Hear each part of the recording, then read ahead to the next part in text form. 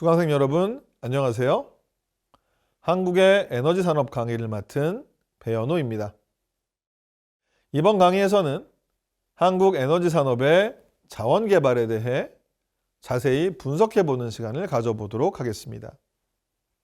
지난 강의까지는 두 강의에 걸쳐 석유산업 발전에 대해 살펴보았습니다.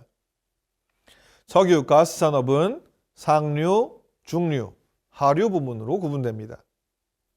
상류 부문은 탐사에서 개발, 생산까지이며 중류 부문은 운송 단계, 하류 부문은 정제 단계입니다. 이번 주에는 석유 가스 산업의 상류 부문을 공부할 예정입니다. 석유 가스 개발 절차는 조사 및 탐구, 시추, 광구 평가, 개발 시설 및 생산, 회수 단계를 거쳐 이루어집니다. 이번 주는 자원개발 분야를 석유가스 탐사 및 개발 산업과 석탄 및 광물 자원 산업으로 나누어 살펴보려고 합니다. 한국은 자원 빈국이기 때문에 자원의 대부분을 수입에 의존하고 있지만 안정적인 수입원을 확보하기 위해서 지속적으로 해외 자원 개발에 많은 노력을 기울여 왔습니다. 한국의 자원 개발 산업이 어떤 성장 과정을 거쳐서 오늘날에 이르게 되었는지 여러분들과 함께 알아보려고 합니다. 오늘은 이번 강의의 첫 시간으로 석유가스 탐사 및 개발기술 발전사라는 주제로 여러분과 함께 살펴보도록 하겠습니다. 석유가스 탐사, 개발기술 발전에 대해 시대순으로 살펴보려고 합니다.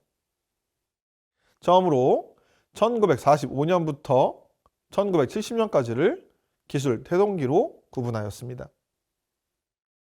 이 시기 한국 석유 탐사 기술은 이 과학적 지식이나 기술적 뒷받침 없이 몇몇 개인의 호기심으로 시작하는 단계였습니다.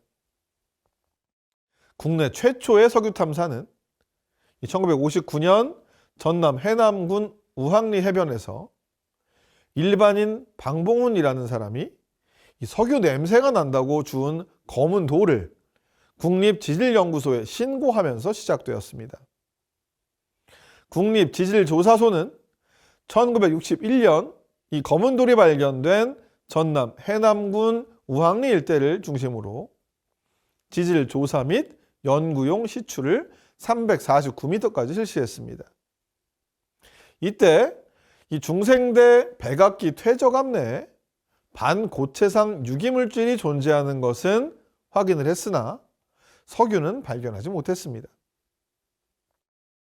국립지질조사소는 한국에서 유일한 신생대 제3기층이 분포하고 있는 경북 포항 및 영일군 일대에 지질조사를 실시하였고, 이 개인사업자인 정우진은 1964년 5월 독자적으로 심도 122m까지 시추했으나 미약한 가스 분출만 확인했을 뿐 유전은 발견하지 못했습니다.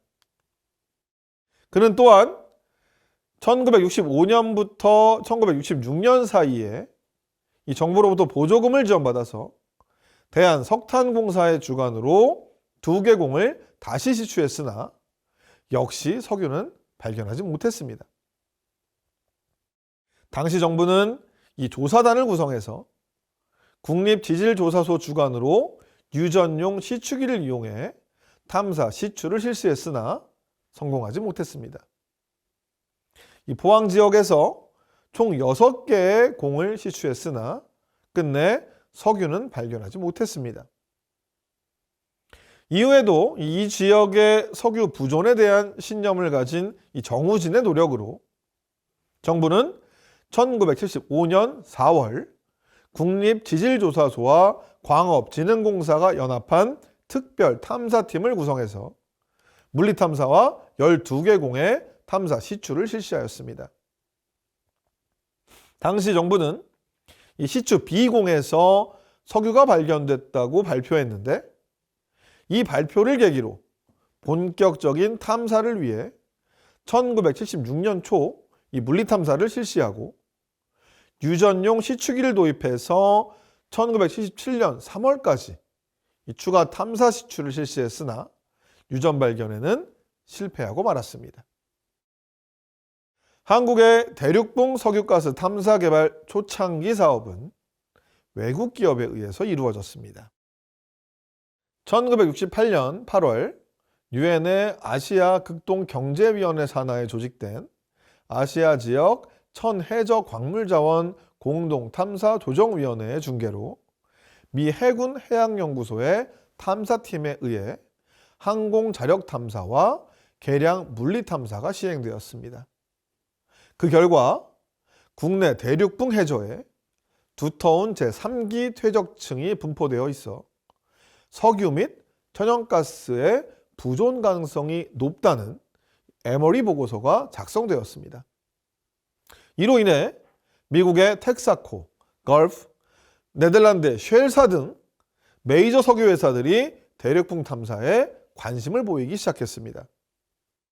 이에 정부는 1970년 1월 1일 해저 광물자원 개발법을 제정 공표함으로써 국내 대륙붕에 대한 본격적인 석유 탐사 사업을 추진하게 되었습니다. 이때 정부는 외국 석유회사에 조광권을 부여해 국내 대륙붕 탐사를 추진하는 조광권 제도를 도입하였습니다.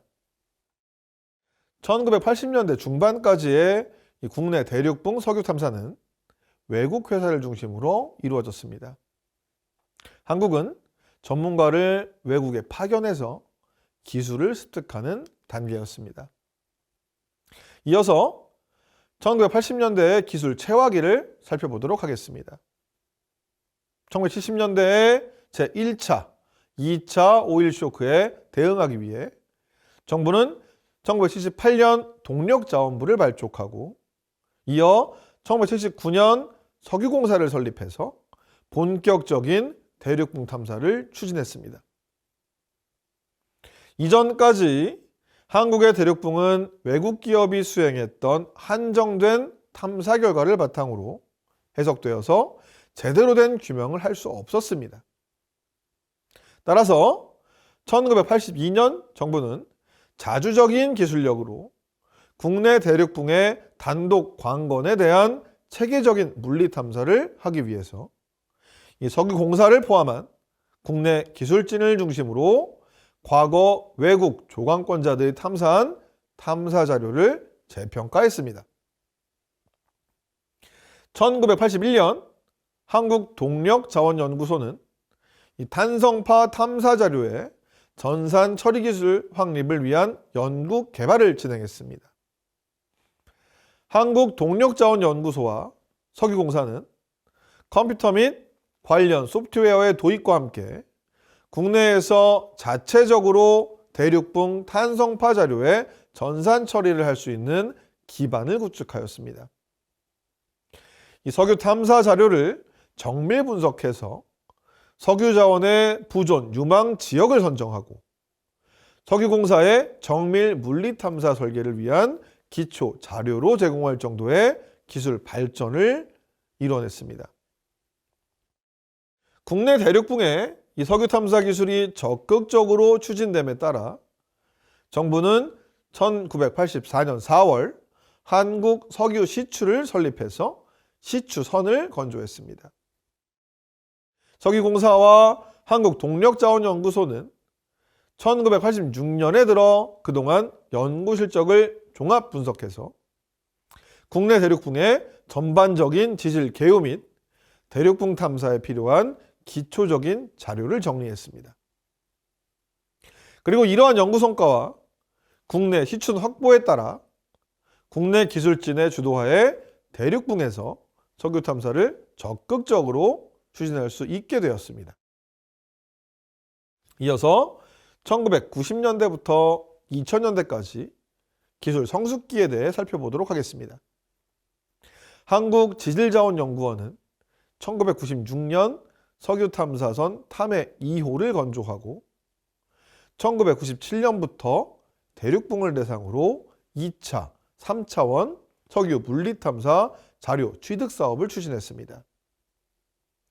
이 한국지질자원연구원은 국내 대륙붕 제1광구에서 6광구에 이르는 6개 광구에 이 종합적인 재해석과 정리를 실시해서 30여 개의 석유 부존 유망 지역을 선정하고 미래 탐사 방향의 설정과 탐사 시추의 위치를 선정하는 등 정미 물리 탐사에 대비한 기술 자료를 제공했습니다.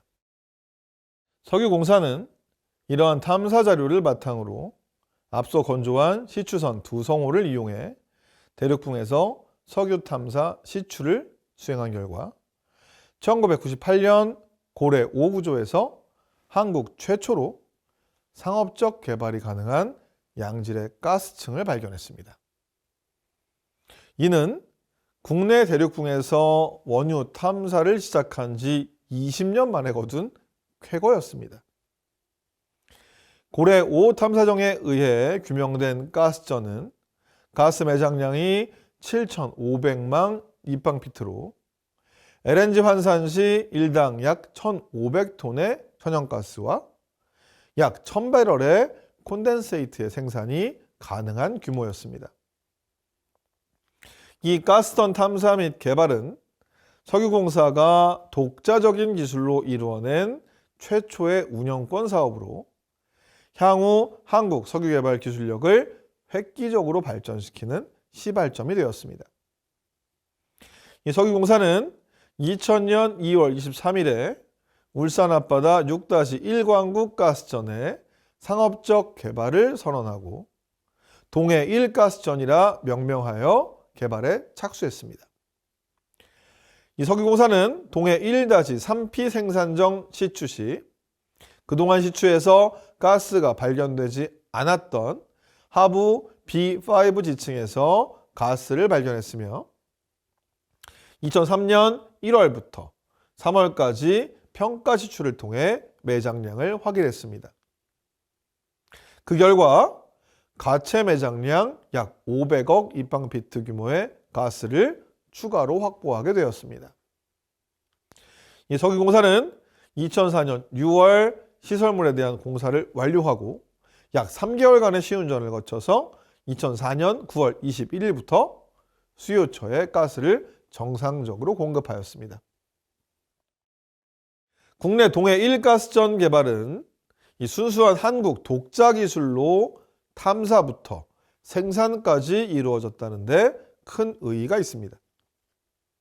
해외 기업들이 한국 대륙붕 탐사에서 실패했음에도 불구하고 한국지질자원연구소의 탄성파 탐사 기술력, 석유공사의 시추 기술력과 국내 민간기업의 플랜트 제조 기술력이 연합해서 세계에서 96번째 산유국에 진입하였다는 점에서 의미가 크다고 할 수 있겠습니다.